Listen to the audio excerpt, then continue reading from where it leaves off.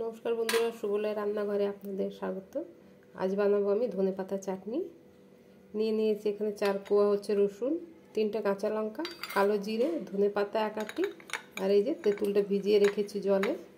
প্রথমে আমি সব বেটে নেব একসাথে। আমার ধনেপাতাটা বাটা হয়ে গেছে।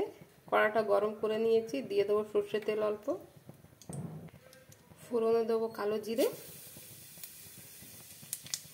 দেবো বেটে রাখা চাটনিটা। চাটনিটার আমি জলটা শুকিয়ে দেবো পুরো, দিয়ে দেবো স্বাদ মতো লবণ। অনেকে অনেক রকমের করে, কিন্তু আমি এইভাবেই চাটনি করি। আমার চাটনির জলটা শুকিয়ে গেছে, এবার আমি বের করে নেব। আমার চাটনিটা রেডি হয়ে গেছে বন্ধুরা। আপনারা একবার এইভাবে ট্রাই করতে পারেন, অবশ্যই ভালো লাগবে। ধন্যবাদ।